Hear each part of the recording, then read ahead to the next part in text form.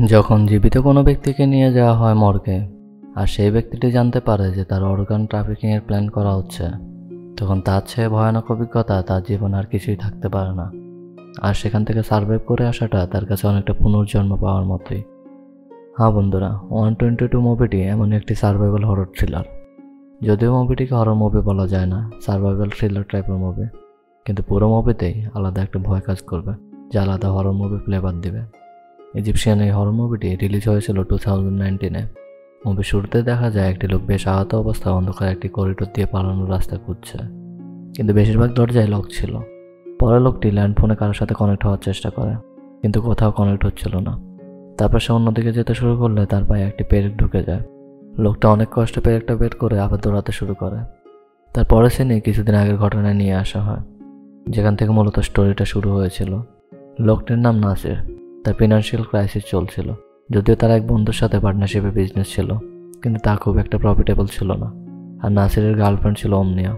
অমনিয়া কানে শুনতে পায় না, শুনতে হলে তাকে হিয়ারিং এড ব্যবহার করতে হয়। কিন্তু তার হিয়ারিং এডটা তো মাঝে মাঝে প্রবলেম দেখা দেয়। ফিনান্সিয়াল প্রবলেমের জন্য সেটাও বদলাতে পারছে না। পরের দিন নাসির অমনিয়ার জন্য পেস্টি কেক নিয়ে আসে। অমনিয়া নাসির এখনও বিয়ে হয়নি, কিন্তু অমনিয়া অলরেডি প্রেগনেন্ট ছিল। তাই নাসিরের মা কিছুতেই তাদের বিয়েতে রাজি হবেন না। নাসির তাই অমনিয়ার সাথে পালিয়ে যাওয়ার সিদ্ধান্ত নিয়েছিল। আর ফিনান্সিয়াল প্রবলেম সলভ করার জন্য সে নতুন কিছু প্ল্যান করে। সে তার নতুন আইডিয়ার কথা অমনিয়াকে জানায়, কিন্তু অমনিয়া তাদের রাজি ছিল না, কারণ সেটা টোটালি ইলিগাল ছিল। নাসির অমনিয়াকে বারবার বোঝাতে থাকে, কারণ এটি ছাড়া তার কাছে আর কোনো অপশন নেই। শুধু একদিনের জন্য সে এটা করবে। কাজটির জন্য মোটা অঙ্কের ক্যাশ পেমেন্ট পেয়ে যাবে, অন্তত তাদের বিয়ে করার জন্য যা প্রয়োজন। পরে অমনিয়া তাতে রাজি হয়, কিন্তু অমনিয়া নাসিরকে শুধু একদিনই এই কাজটি করার অনুমতি দেয়। পরদিন তারা একসাথে বেরিয়ে পড়ে। তারা বিয়ে করে একটা গাড়ি নিয়ে কাজের উদ্দেশ্যে শহর ছেড়ে যেতে থাকে। পথে একটা লোক তাদেরকে শর্টকাট রাস্তা দেখিয়ে দেয়। তারা সেই পথ ধরে চলতে থাকে। যাওয়ার পথে পাশের একটা গাড়িতে অমনিয়া কিউট একটা বাচ্চা দেখতে পায়। নাসিরকেও সেই বাচ্চাটির দিকে তাকাতে বলে সে।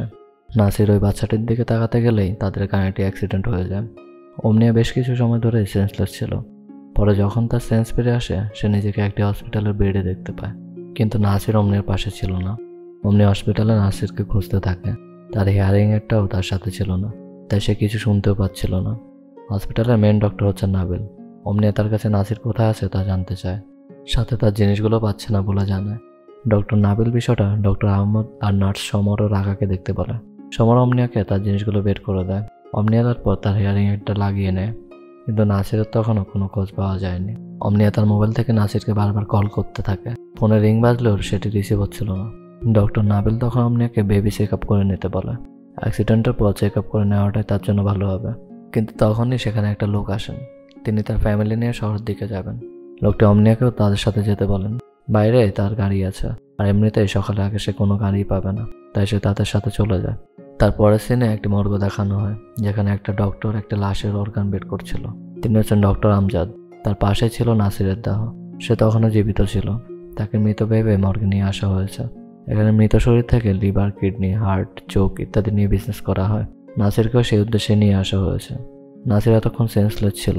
সেন্স ফিরে এলে সে এসব দেখে ভয় পেয়ে যায়। সে ভয় কাঁপতে শুরু করে। ডক্টর লাস্টের অর্গানগুলো নেওয়া শেষ করে নাসিরের দিকে আসছিল। নাসির কি করবে বুঝতে পারছিল না। সে নিজেকে কিছুটা কন্ট্রোল করে নেয়। ডক্টর আমজাদ এখনও জানেন যে নাসির মৃত। সৃজন নিয়ে নাসিরের দিকে এগিয়ে আসতে তার চোখে কিছু একটা পড়ে, আর তাই সে ওয়াশরুমে চলে যায়। নাসির এই সুযোগে তার বেড থেকে উঠে পড়ে এবং সেখান থেকে পালিয়ে যেতে চায়, কিন্তু দরজাও লক করা ছিল। পরে নাসির ডক্টরের পড়ে থাকা ফোনটা নিয়ে পুলিশ হেল্পলাইনে কল করে। সে একটা মুর্দাখানা আছে, শুধু সে এটাই পুলিশকে বলতে পারছিল, কিন্তু মুর্দাখানার ঠিকানাটাই বলতে পারছিল না, কারণ তাকে সেন্সলেস অবস্থায় এখানে নিয়ে আসা হয়েছিল। পরে কলটি ড্রপ হয়ে যায়। নাসির মর্গের একটি বক্সে আল হায়াত হসপিটাল লেখা দেখতে পায়। তার মানে সে বুঝতে পারে সে আল হায়াত হসপিটালে মর্গে আছে। নাসির ডক্টর আমজাদের ফোন থেকে অমনিয়াকে টেক্সট করে জানায় যে সে আল হায়াত হসপিটালের মর্গে আছে আর তার জীবন হুমকির মধ্যে রয়েছে। তখন ডক্টর আমজাদ এসে তাকে আঘাত করে আবার সেন্সলেস করে ফেলে। টেক্সট দেখে অমনিয়া আবার গাড়ি থেকে নেমে হসপিটালের দিকে ব্যাক করতে থাকে। ডক্টর নাবিল তখন হসপিটালের পাশেই একটি গাড়িতে বসে নেশা করছিল। তার ওয়াইফের সাথে তার ফোনে কথা হচ্ছিল। সেখানে ফিনান্সিয়াল বিষয় নিয়ে তাদের মধ্যে কথা কাটাকাটি হচ্ছিল। ডক্টর নাবিল কিছুটা আপসেট ছিল। অর্গানের এই বিজনেসটি তারই।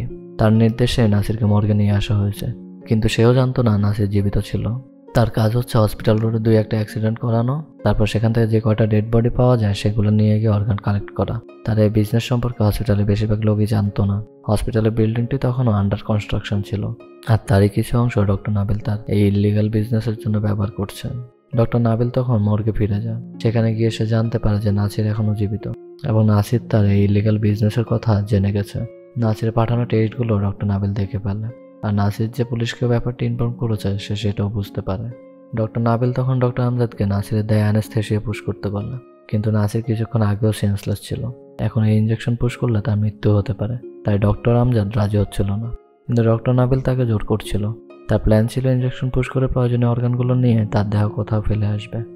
ডক্টর আমজাদকে ইঞ্জেকশন পুশ করতে বলে ডক্টর নাবিল গাড়ি পার করে আসতে কিছুক্ষণের জন্য বাইরে যায়। ডক্টর আমজাদও নাসিরকে ইঞ্জেকশন পুশ করতে যাচ্ছিল, কিন্তু নাসিরের তখনও সেন্স ছিল। সে আমজাদকে তাকে ছেড়ে দেওয়ার জন্য অনুরোধ করে আর প্রমিস করে যে সে এই ঘটনার কথা আর কাউকে বলবে না, এই বিজনেসের কথাও না। আমজাদও তাকে মারতে চাইছিল না, তাই নাসিরের কথা বিশ্বাস করে তাকে ছেড়ে দিতে যায়। কিন্তু ততক্ষণে ডক্টর নাবিল চলে আসে। সে দরজা লক করে দেয়, তারপর ডক্টর আমজাদের পেটে ছুরি বসিয়ে দেয়। নাসির এসব দেখে ভয়ে পালাতে শুরু করে, আর পালাতে গিয়ে তার পায়ে পেটে ঢুকে যায়, যে সিনটি একদম মুভি শুরুতে দেখানো হয়েছিল। ডক্টর নাবিল তার গান নিয়ে নাসিরকে খুঁজতে থাকে। নাসির একটা এয়ার ডাক্টের মধ্যে প্রবেশ করে, তারপর তার সামনের দিকে মুভ করতে থাকে। মুভ করার কারণে ভেতর থেকে শব্দ আসছিল, তাই ডক্টর নাবিলও তার অবস্থান বুঝে যায়। ওদিকে অমনিও হসপিটালে চলে আসে। সে সমর ও ডক্টর আহমদকে হসপিটাল মুর্দাখানা সম্পর্কে আস্ক করে, কিন্তু তারা বলে যে তাদের হসপিটালে কোনো মুর্দাখানাই নেই। এটি নতুন হসপিটাল, তাই এখানে শুধু ইমার্জেন্সি কাজগুলোই করা হয়। কিন্তু অমনি আর তা বিশ্বাস হচ্ছিল না, তাই ডক্টর আহমদ তাকে বিশ্বাস করানোর জন্য হসপিটালের বিভিন্ন জায়গা ঘুরিয়ে দেখায়। আর ওদিকে নাসির এয়ার ডাক্ট থেকে বের হচ্ছিল না দেখে ডক্টর নাবিল এয়ার ডাক্টের মধ্যে আগুন ধরিয়ে দেয়। নাসিরও এয়ার ডাক্ট থেকে জাম্প দেয়। সে একটা এলিভেটর প্যাসেজের মধ্যে গিয়ে পড়ে, যা বেশ গভীর ছিল।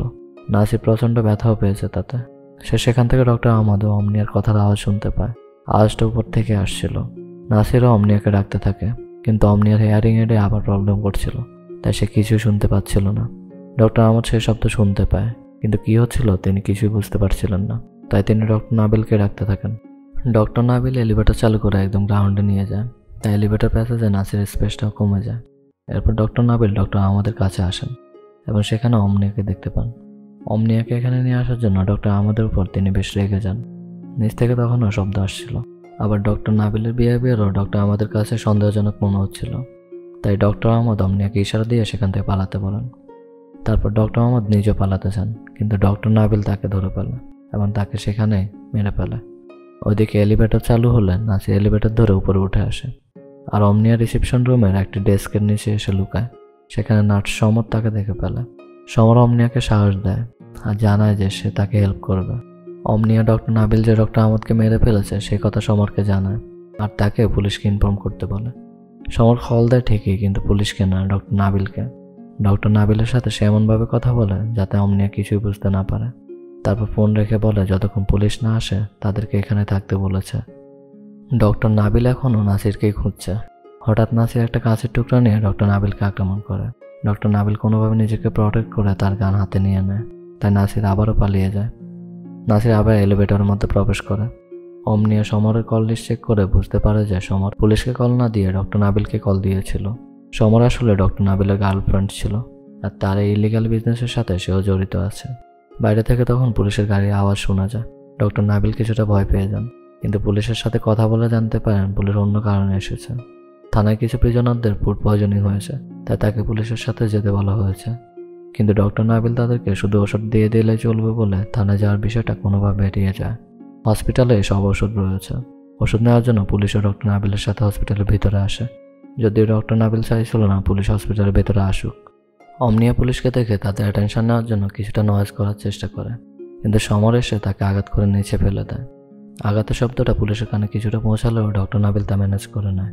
অমনিয়া কিছুটা সাহস সঞ্চয় করে পেছন থেকে এসে সমরকে মেরে ফেলে, কিন্তু পুলিশও ততক্ষণে হাসপাতাল ছেড়ে চলে যায়। তাই অমনিয়া বেশ আপসেট হয়ে পড়ে। তখন তার রুমের দরজাটা বাইরে থেকে কেউ একজন খোলার চেষ্টা করছিল। অমনিয়া ভীষণই ভয় পেয়ে যায়, কিন্তু সেটি আসলে নাচের ছিল। দরজা খোলার পর দুজনকে দেখার পর তারা কিছুটা হলেও রিলিফ বোধ করে। তারপর তারা একসাথে পালানোর পথ খুঁজতে থাকে। ডক্টর নাবিল সমরের লাশ দেখতে পায়। এরপর তার ক্রোধ আরও বেড়ে যায়। নাসির অমনিয়াকে সেফ স্থানে রেখে মেইন গেটে চাবি খুঁজতে বের হয়। অমনিয়া চাবিটি রিসেপশন রুমের এক ড্রয়ারের মধ্যে দেখেছিল। নাসির গ্রাউন্ডে ইলেকট্রিসিটি লাইন অফ করে দেয়, তারপর রিসেপশন রুমে চলে আসে। কিন্তু অনেক খুঁজেও চাবি পাচ্ছিল না। ওদিকে ডক্টর নাবিলও সেখানে চলে আসে। সে নাসিরকে গুলি করতে যাচ্ছিল। এমন সময় অমনিয়া হসপিটালে ফায়ার অ্যালার্ম চালু করে দেয়। অ্যালার্মের শব্দে নার্সরা আগা রুম থেকে বেরিয়ে আসে। সে এতক্ষণ ঘুমেছিল, তাই সে কিছুই বুঝতে পারছিল না। ডক্টর নাবিল তাকে মিথ্যা তথ্য দেয় যে হসপিটালে কেউ একজন ডক্টর আহমদ ও সমরকে মেরে ফেলেছে। অমনিয়া তখন একই রুমের বেডের নিচে লুকিয়েছিল। রাগ অমনিয়াকে দেখে ফেললে ডক্টর নাবিল তাকেও মেরে ফেলে। তারপর অমনিয়াকে বেডের নিচ থেকে বের করে এনে তাকে শ্যুট করতে গেলে নাসির এসে তাকে প্রোটেক্ট করে। নাসির ডক্টর নাবিলকে ইচ্ছামতো আঘাত করে। তারপর তার পকেট থেকে মেইন গেটের চাবি নিয়ে অমনিয়াকে নিয়ে হসপিটাল থেকে বের হয়। ডক্টর নাবিলে আবার সেন্স ফিরে আসে। বাইরে ডক্টর নাবিলের গাড়ি পার্ক করা ছিল। নাসির সেটি স্টার্ট দেওয়ার চেষ্টা করছিল, কিন্তু কিছুতেই স্টার্ট হচ্ছিল না। ডক্টর নাবিলও ততক্ষণে সেখানে চলে আসে। লাকিলি গাড়িটিও তখন স্টার্ট হয়ে যায়। ডক্টর নাবিল তখন গাড়ি থেকে কয়েকটা গুলি ছোড়ে। পরে নাসির গাড়িটিকে সেফ স্থানে নিয়ে যায়, কিন্তু হঠাৎ নাসিরের মুখ থেকে ব্লাড বেরোতে থাকে। ডক্টর নাবিলে একটা গুলি তার গায়ে লেগেছিল। নাসির সেন্সলেস হয়ে পড়ে। তখন তাদের গাড়িটিও অ্যাক্সিডেন্ট হয়ে যায়। অমনিয়া কারো হেল্পের আশায় গাড়ি থেকে নেমে যায় আর হেল্প চাইতে থাকে। তার ফ্ল্যাশব্যাকে নাসিরের সাথে কাটানো কিছু স্মৃতি বেশি আসছিল। অমনিয়া বেশ ইমোশনাল হয়ে পড়েছিল। ডক্টর নাবিল তখন একটা অ্যাম্বুলেন্স নিয়ে এসে ইন্টেনশনালি তাকে পেছন থেকে ধাক্কা দেয়। তাকে হেল্প করার জন্য তার সাথে একটা লোকও ছিল। সেখানে নাসিরকে না পেয়ে তারা অমনিয়াকে আবার মর্গে নিয়ে যায়। অমনিয়ার দেহে অ্যানেস্থেশিয়া পুশ করা হয়। ওদিকে নাসিরের সেন্স ফিরে আসলে সে হসপিটালে ফিরে আসে। প্রথমে সে শ্বাসরোধ করে বাইরের লোকটিকে হত্যা করে, যে ডক্টর নাবিলকে হেল্প করছিল। তারপর সোজা মর্গে চলে আসে। ডক্টর নাবিল নাসিরকে দেখে অমনিয়ার গলায় ছুরি ধরে রাখে। অমনিয়া তখন পাশে থাকা একটা সিজন নিয়ে ডক্টর নাবিলের পায়ে আঘাত করে সেখান থেকে সরে যায়। তারপর নাসির আর নাবিলের মধ্যে বেশ ফাইট হয়। নাসির ডক্টর নাবিলকে সেখানে মেরে ফেলে। তারপর তারা সেখান থেকে চলে যায়। সাথে তারা ডক্টর নাবিলের একটা ব্যাগও নিয়ে যায়, যেখানে ডক্টর নাবিলের ইলিগালভাবে আর্ন করা অনেক টাকা ছিল। এই টাকা দিয়ে তারা তাদের ফিনান্সিয়াল প্রবলেমটাও সলভ করতে পারবে। তো বন্ধুরা, এই ছিল মুভিটির স্টোরি। মুভিটিতে আমাদের সমাজে অর্গান স্মাগলিং বা অর্গান ট্রান্সফারিংয়ের যে ট্রেন্ড শুরু হতে যাচ্ছে তার একটা এক্সাম্পল তুলে ধরা হয়েছে। আশা করি এই মুভিটি আমাদেরকে সেই বিষয়ে সচেতন করে তুলবে। স্টোরিটি আপনাদের কেমন লাগলো তা কমেন্ট বক্সে জানাবেন। ভিডিওটি ভালো লেগে থাকলে লাইক ও শেয়ার করবেন। আর এই ধরনের আরও ইন্টারেস্টিং মুভির নিয়মিত আপডেট পেতে চ্যানেলটি সাবস্ক্রাইব করে আমাদের সাথে থাকুন। শীঘ্রই ফিরছি নতুন কোনো মুভির এক্সপ্লেনেশন নিয়ে। And till then, good by.